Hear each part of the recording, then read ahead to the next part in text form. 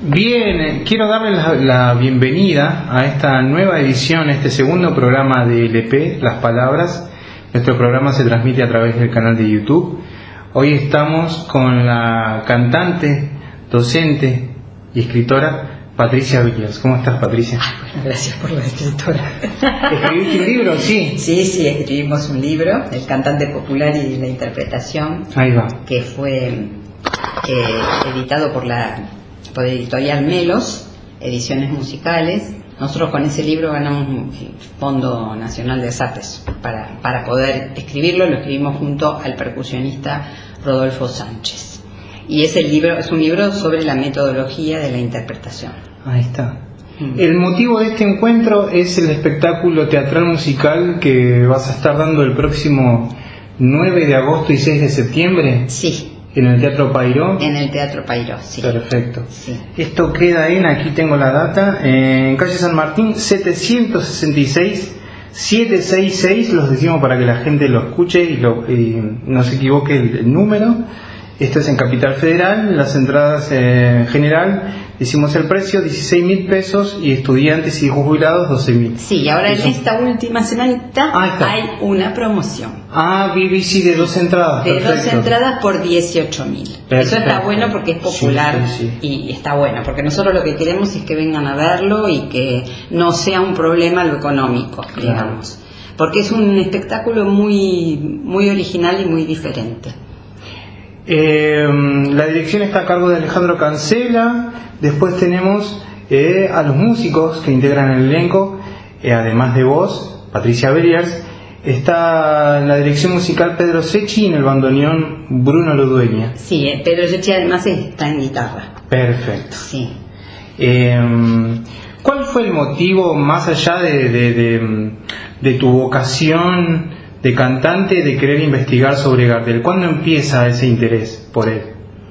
Ese interés por él empieza desde siempre, porque siempre me gustó escucharlo, me provocaba mucha emoción, me gustaba mucho como decía, y como yo tengo una influencia francesa de los que se llaman les diseurs, que son los que dicen, ¿sí? Los cantantes que dicen. Decidores. A mí me gusta mucho. Digamos, tengo toda una formación de referencias auditivas en relación a los cantantes que dicen, como Yves Montand, como Charles Aznavour, como Edith Piaf, entonces como Georges Brassens. Entonces, bueno, siempre me interesó, y además porque Gardel estuvo siempre entre orillas, y me siento como con una cierta identificación con él, porque yo también me siento siempre entre orillas y me gusta mucho todo lo que se relaciona con lo intercultural. Digamos, me apasiona ese entrelazamiento de culturas. Y en realidad todas mis producciones discográficas, todo tienen que ver con ese entrelazamiento, porque yo tenía una abuela que vivía en Brasil y que murió en Brasil, que tuvo 40 años viviendo allá. Y yo fui mucho tiempo a su casa y me impregné de toda esa música maravillosa de Brasil. Entonces hice discos en relación a Brasil, y siempre hice como discos en relación a Brasil, pero en relación a la cultura argentina, porque el otro Brasil, que es uno de mis discos, es música brasileña, pero con instrumentos del noroeste argentino. Con ese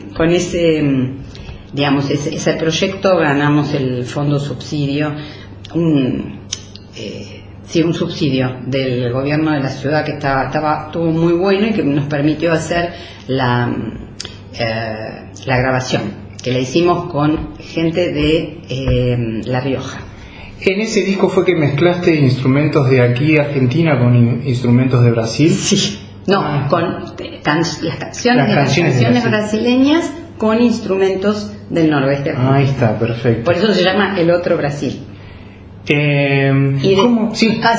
Y después hice otro disco que se llama Pescaría, que es música brasileña de Caymmi, digamos, de Dorival Caymmi, con canciones del litoral argentino. O sea, siempre me interesó ese intercambio entre culturas. de alguna manera el portugués de Brasil con el francés tienen como una similitud a la hora de pronunciar las palabras. Digo, sí, tienen mucha musicalidad. El portugués y el francés son muy musicales, digamos. Claro.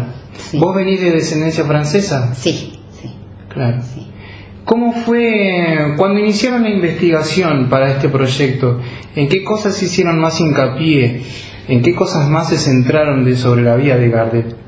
Bueno, nosotros nos basamos mucho en un libro que se llama, o sea, leímos un montón de libros, pero claro. Uno de los libros que más nos atrapó fue el de Simón Collier, que se llama Gardel, y que es un libro que habla sobre la humanidad de Gardel, su formación como artista, pero terminas leyéndolo, es atrapante el libro porque es como si fuera una película, más o menos, y terminas re emocionado con ese libro. Entonces eso es lo que logró este investigador. Era un profesor de historia de Inglaterra, era inglés, y logró eso, que nos atrapara la vida de él.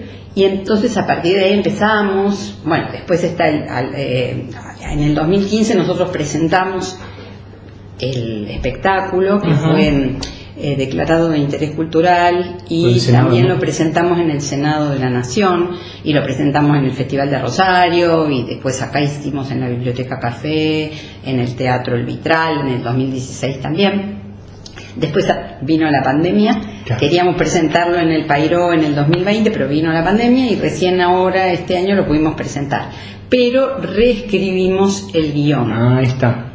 Porque, bueno, todo hecho vivo, sí. ¿Viste? Hace que uno se vaya preguntando cosas y cuestionando. Y entonces le dimos a este guión más humanidad y más redondez de lo que habíamos conseguido ya en el 2015. Ya han pasado casi 10 años, ¿no? 10 años sí, exactamente. Sí.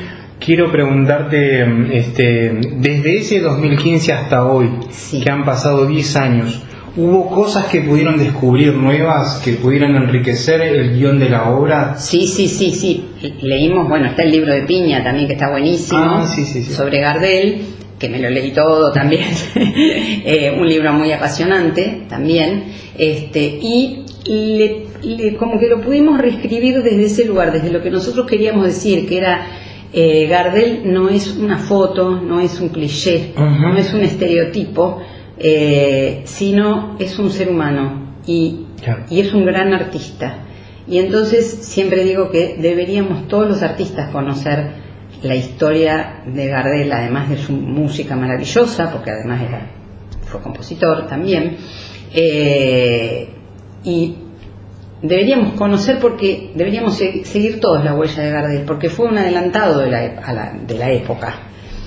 Fue el creador del videoclip. Eso es cierto, sí. Usaba gomina, y que la gomina era un producto argentino, y cuando llegó a París todo el mundo empezó a usar gomina en función de esa presencia, porque él tenía una presencia escénica impresionante. Bueno, y entonces nos pareció que ese costado era re interesante. Además le pusimos mucho énfasis en la estadía de Gardel en París, y cuando él comenzó en 1928 a presentarse, que se presentó en el Teatro Femina, en los Champs-Élysées, con todas las étoiles, con toda la gente reconocida ahí, que estaban fascinados con él. Después, la otra presentación fue en octubre de 1928 en el Cabaret Florida, y a partir de ahí fue un boom, y fue eso que a veces no se trata mucho, el tema de Gardel en París. Eso es una cosa que me llama mucho la atención también, ¿no? ¿Por qué crees vos que los medios actuales, por ejemplo, no indagan tanto sobre Gardel en su estancia en París? ¿Por qué hay como una cierta cosa como que ahora ya se sabe un poco, pero no se indaga mucho, digamos, por lo parte de los historiadores o los medios actuales de comunicación, no hacen tanto hincapié en esa etapa. Sí, es raro, porque es como a partir de ahí, digamos, claro. Él contribuyó a la universalización del tango, y especialmente hay un libro muy interesante de Nardo Salco que se llama Buenos Aires, París, un siglo de tango. Ahí también él habla mucho de Gardel en París, justamente, y habla de esa influencia, de esa relación entre Francia y Argentina en relación al tango y el amor por el tango. Entonces es como que, bueno, no sé por qué no lo tratan tanto, pero a nosotros nos pareció muy interesante, y además en el espectáculo nosotros hacemos como un viajecito a los mágicos años 30, porque contamos lo que sucede en París cuando él llega y todo lo que sucede en relación a su llegada y su éxito, pero también ponemos algunas canciones francesas, entrelazamos algunas canciones francesas de los años 30, como para que el espectador se ubique en el contexto. Sí. ¿Cuáles eran en ese momento las canciones más populares en Francia que Gardel interpretaba? Estaba Miss Tanguette, estaba Josephine Baker, pero estaba Chevalier, ¿no? Entonces nosotros contamos ahí que a Gardel le pedían más bises que a Chevalier. Hacemos una canción de Chevalier, después hacemos una canción que se llama J'ai deux amours, hacemos un foxtrot que se llama Au Paris, o sea, hacemos varias canciones en francés hacemos un tango en francés porque Lucienne Boyer, que era una cantante de esa época, estaba súper enamorada de Gardel. Y le habían hecho un tango especialmente para ella, en francés. O sea, imagínate la importancia de Francia, ¿no? Por eso. Esa es una relación de Francia y el tango, ¿no? Claro. Ese es uno de los puntos que también me interesaba mucho, es saber en la relación de Gardel con el género femenino en ese tiempo, ¿no? Sus primeros amores. Sí. Si eso está dentro de la obra de Gardel. Contamos un poquito sobre las mujeres que estaban enamoradas de Gardel. Claro. Eso sí, pero no le ponemos tanto, porque hay mucha también, muchas anécdotas y muchas historias que tampoco se saben exactamente, ¿no? Pero bueno, también es cierto, era un hombre muy atractivo y las mujeres estaban muy enloquecidas por él. Pero acá tenía su noviecita, que era Isabel del Valle. Ahí está. Sí, así que acá no hablamos mucho de hablamos más de París. Claro. En París estaba la baronesa de Wakefield, que parece que también tenía un affair con él, pero bueno, todas son historias y historias, sí. A veces es mejor que creo que es mejor que no se sepa tanto la verdad y que quede como algo así y uno pueda imaginar. Él tiene un halo de misterio siempre, claro, ¿no?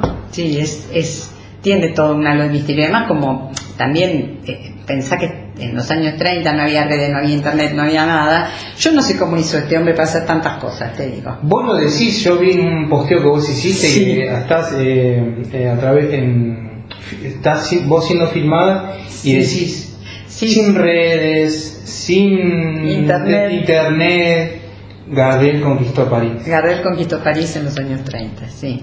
¿Cuál es tu visión personal sobre él, más allá de como cantante, como compositor o como poeta?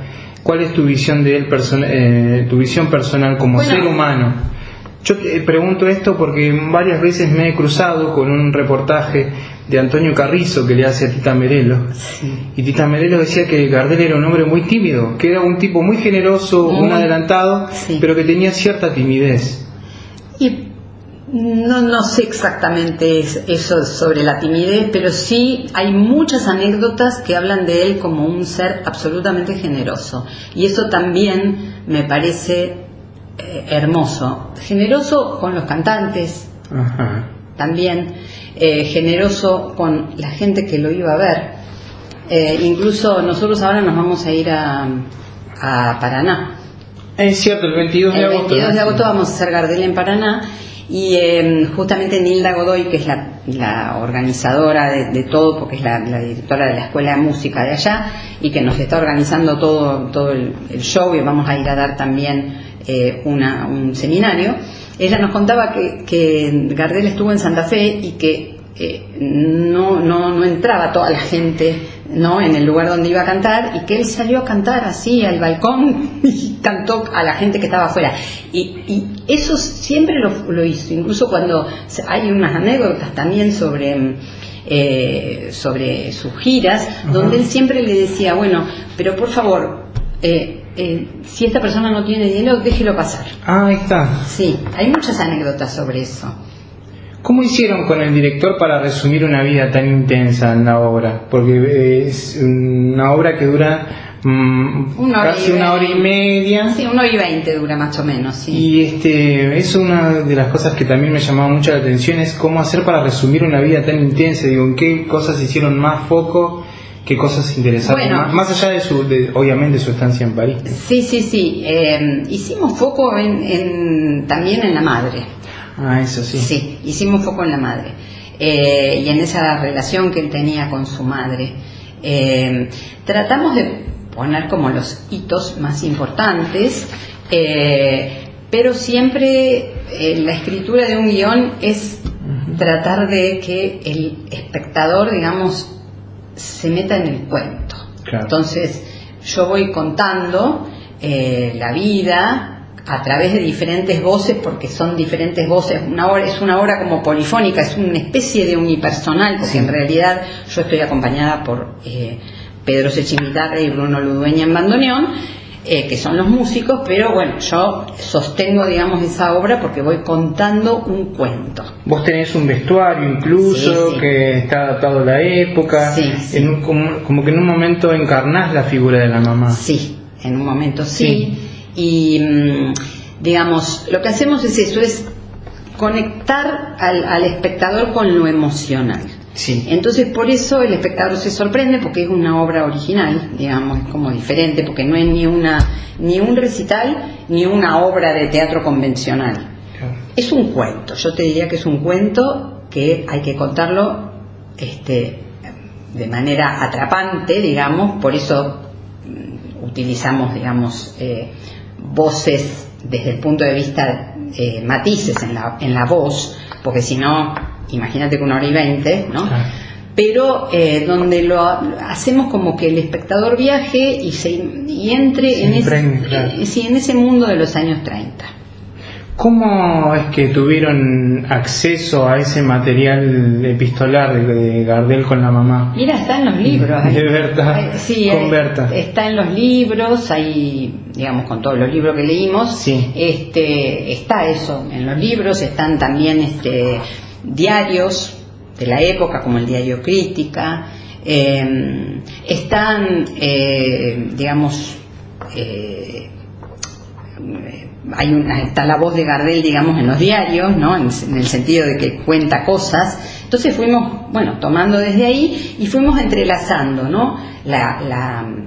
Desde la infancia, desde su infancia, y fuimos entrelazando anécdotas con testimonios de la época, con cartas, con diarios. Entonces se arma todo, es algo muy redondo, digamos, con un hilo conductor, porque las canciones también están en relación a lo que vamos contando. Claro. El repertorio que elegimos está en estrecha relación a lo que vamos contando. Entonces es como algo como muy compacto, digamos, en ese aspecto, y como muy integrado todo. ¿Cuál era la visión que se tenía en Francia en aquel entonces, en París, antes de que Gardel llegara a ese lugar? No, ya el tango estaba, ya había un montón de músicos que estaban en París tocando, y el tango era un boom también. Claro. Pero lo que pasa es que él lo que hizo fue como multiplicar ese apasionamiento, digamos. Hay un tango que se hace muy conocido en esa época, que es La Morocha. La Morocha sí es del año antes. Es antes, es uno de los primeros tangos que llegan a París. Sí. En 1905. Y ese nosotros lo cantamos también. Vos hiciste tu disco, ¿no? Sí, lo hacemos en una versión en francés. Ahí está. Que es muy divertida. ¿Cómo es una de las cosas que llama mucho la atención, ese reencuentro que se da entre Gardel y Alfredo Lepera? El reencuentro, claro, se produce en los estudios de Joinville, ahí se encuentran, porque Lepera se ocupaba de sincronizar al español las películas en francés. Y ahí se encuentran y se forma el gran dúo. Claro. Gardel-Lepera, sí. ¿Cuál era la reacción? Imagínate, sí. Hasta se encuentran en París. ¿Te das cuenta de la importancia de Francia? Por eso, sí. Empezaste a tener vocación por querer cantar. ¿Qué era lo que pasaba dentro de tu familia? Yo tenía un tío que era acordeonista y que tocaba en las orquestas típicas, y siempre nos encantó el tango, siempre nos encantó la música, a mis padres les encantaba la música y yo cantaba desde chiquitita naturalmente. Sí. Después, bueno, estudié un montón, pero digamos siempre me apasionó cantar y también me apasiona dar clase y trabajar sobre la interpretación. Claro. ¿Vos te fuiste a estudiar a Francia? Sí, fui a hacer un máster en Ciencias del Lenguaje, y eso me ayudó un montón, digamos, más allá de que era era sobre investigadora, digamos, me ayudó un montón a poder aplicar todo lo que estudié en el tema de las letras. En tema de las letras y trabajar muy en profundidad las letras con los alumnos, por ejemplo, y conmigo misma cuando estudio, ¿sí? Porque nosotros hicimos una metodología basada en los 4 elementos como disparadores de lo expresivo. En el libro El cantante popular y la interpretación, hicimos ese libro y trabajamos sobre los 4 elementos como disparadores de lo expresivo. Entonces trabajamos con varias disciplinas como son el ritmo, los juegos teatrales, los cantos grupales, trabajamos la técnica, trabajamos vocalizaciones lúdicas, hacemos un montón de trabajo para que el cantante pueda desarrollar toda su expresividad. ¿Cómo lo aplicás eso con tus alumnos? ¿Ellos pueden entenderlo? ¿Les es difícil a veces? Mira, el entrenamiento es un entrenamiento que hay que hacer toda la vida, claro, digamos, por supuesto, ¿no? Porque uno sigue estudiando, siempre hay que estudiar. En la música, y creo que en ningún lado se puede parar, uno no puede parar, digamos, y decir hasta acá llegué, si no estás muerto. No, es una cuestión de seguir y seguir. Claro, hay que seguir y seguir. Entonces, esto lleva un cierto tiempo de comprensión porque nosotros trabajamos mucho con el cuerpo. Entonces, hasta que el cuerpo registra, pasa un tiempo. Pero es maravilloso porque los cantantes que trabajan con nosotros son cantantes diferentes. Exacto. Sí, son bien diferentes. Y vos los escuchás. Eso es un desafío, ¿no? Para vos y para tu equipo cuando tenés que dar clases o enseñarle. Y es un desafío, pero es lo que nosotros queremos lograr, digamos, ¿no? Y es un desafío porque a veces, digamos, como es difícil, la gente no se la banca. Pero, ¿sabes qué? Nosotros seguimos adelante porque nos parece que es el camino más interesante para un artista, desarrollar todo lo que tenga dentro, ¿viste? Y sacar todas las cosas que no le sirven y sacar todas las cosas que le sirven y que para que él pueda ser un verdadero intérprete y pueda decir, pueda emocionar, pueda relacionarse con el público, porque también nosotros trabajamos con la cuestión escénica, ¿no? ¿Qué le pasa al cantante cuando está frente al público, cuando está en el escenario? ¿Qué le sucede? Entonces trabajamos con la exposición, que a veces se deja de lado y se piensa que no hay que trabajar que te vas a acostumbrar cuando estés en el escenario. No te acostumbras nunca cuando estás en el escenario. Hay que ver qué te pasa, cuáles son los mecanismos que tenés defensivos. Bueno, todo eso vamos trabajando en nuestra escuela. ¿Cómo te adaptás vos en lo personal a las letras del tango? Siendo que las letras del tango por ahí son consideradas como machistas, si se quiere, cómo te adaptás vos, cómo las reinterpretás en el escenario, les das tu propio sello a la hora de cantar. Sí, pero bueno, porque justamente este trabajo es para que el cantante sea un cantante que dice y un cantante que sea diferente a los otros, porque está expresándose con su propio sonido. Claro. Y yo lo que creo es que más allá de las letras, siempre las letras de esa época eran muy profundas también, y digamos, más allá de algunas cuestiones, eran poéticas, eran bellas, y si hubiera alguna cuestión, digamos, yo la tomo como que son letras que están en un contexto. Entonces yo cuento un cuento de esa época.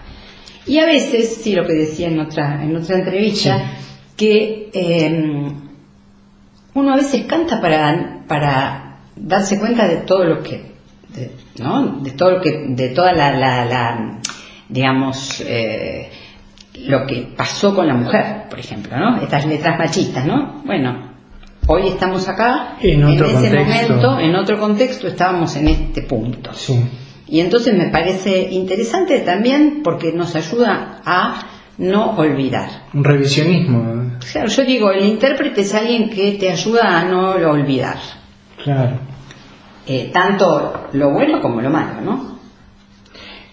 Por fuera del micrófono recién estábamos hablando, antes de hacer la nota, acerca de cuando vos estabas estudiando ciencias del lenguaje, tuviste como un quiebre, un replanteamiento de que si querías seguir haciendo la carrera, ya la estabas terminando, y de cuando tomaste esa decisión de decir, bueno, quiero dedicarme a cantar, quiero grabar un disco, ¿cuándo se da ese replanteo que te hace? Bueno, se da en el medio de mi estudio, pero seguí estudiando, me recibí, hice la maestría, y luego me agarró como un ataque de no querer saber nada con la cuestión, digamos, de los libros. ¿Te aburría la teoría un poco? No, nunca me aburrió porque es súper interesante. Ciencias del lenguaje es súper interesante, es una carrera súper interesante. Pero, digamos, estudiamos tanto en ese momento, que en un momento dije, ay, no quiero saber más nada con el libro, por favor, no quiero. Bueno, y después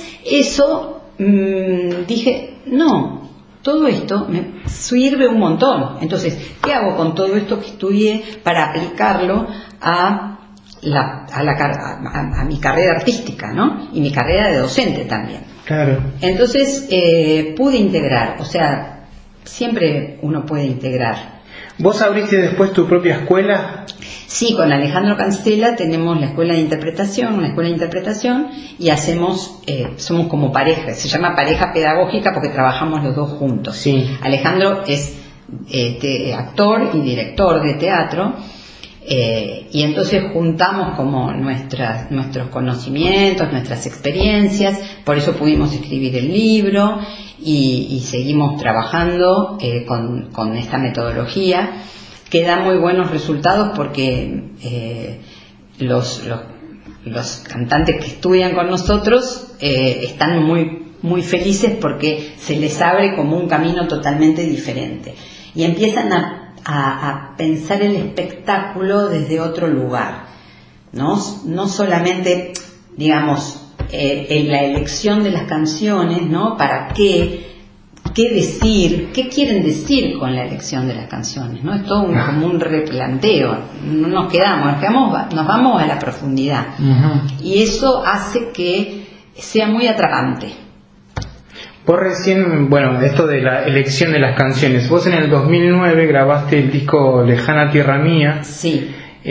¿Cómo fue en ese caso hacer la selección del repertorio? Porque además, o sea, tenés canciones cantadas en castellano, canciones cantadas en francés. Sí. ¿Y cómo es que hiciste esa selección con tu pianista? Con Pablo Fraguela. Ahí está. Sí, porque yo contaba también en otra entrevista que con Pablo empezó un Gardel. Pero, claro, de ahí vos, claro, de alguna manera empezaste tu investigación. Claro, empezó un Gardel porque a mí siempre me atrapó la vida de Gardel, pero era como un recital con algunas anécdotas que yo contaba.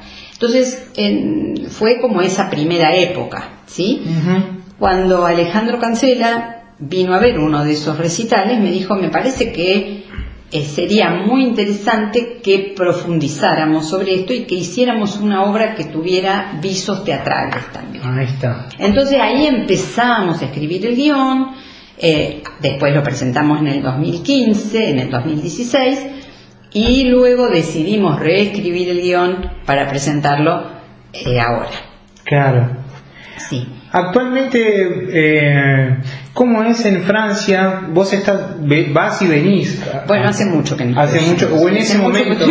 Claro, en ese momento, ¿cuál era la visión que se tenía en Francia en aquel entonces, al tiempo que vos estuviste, sobre Gardel, digamos? Bueno, un poco a la Gardel es muy conocido. Sí. Y el amor por el tango en Francia es tremendo. Crece aún más. Sí, y es mucho en relación a la danza también, ¿no? Hay mucha, digamos, hay mucha movida en relación a la danza. Pero el tango siempre es universal, el tango. Es como, y los franceses tienen un amor muy grande por el tango. Ajá. Sí. En el 2020, ahora actualmente vos estás haciendo un nuevo trabajo discográfico que es sobre mujeres en Francia, las cantantes de las francesas del tango. Ahí está. Sí, que hicimos un espectáculo con Pedro Secchi. Lo que pasa es que como apareció Gardel en París, en el sentido de que el Teatro Payró nos dijo, bueno, podemos hacer Gardel en París en junio.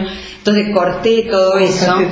Igualmente hice unas presentaciones de las francesas del tango, y siempre ves esa cosa de lo intercultural, porque es todo lo que está en el tango a partir de Francia. Claro, el puntapié es Francia. Claro, es como, bueno, esa relación en realidad es la relación entre ese apasionamiento del tango y todos los tangos que hablan de las mujeres, que tienen nombres de mujeres.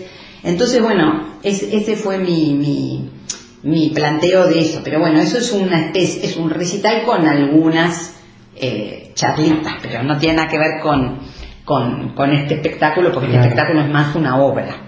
¿Tenés pensado, a partir de esta propuesta, las francesas del tango, en un futuro poder grabar un disco? Es que estoy grabando. ¿Estás grabando? Estuve grabando, lo que pasa es que ahora cortamos porque es imposible hacer todo. Sí.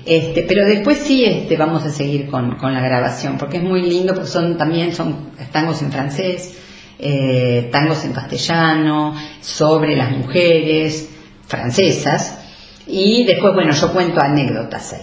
Ese es un recital con anécdotas en relación a las mujeres del tango. Hay cositas en YouTube dando vueltas, así que para que la persona que quiera verlo lo puede ver. Hay videos tuyos sobre este espectáculo. Sí. He visto algunos.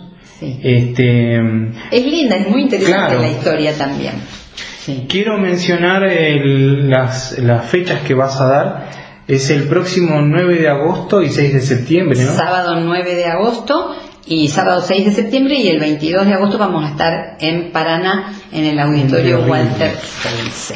Tenemos aquí, a ver, vamos a dar.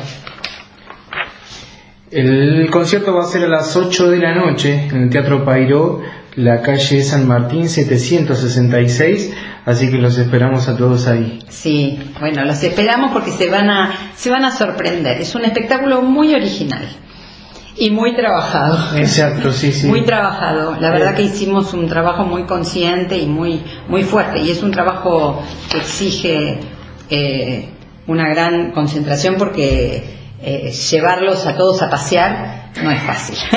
Pero van a pasear y van a viajar por París.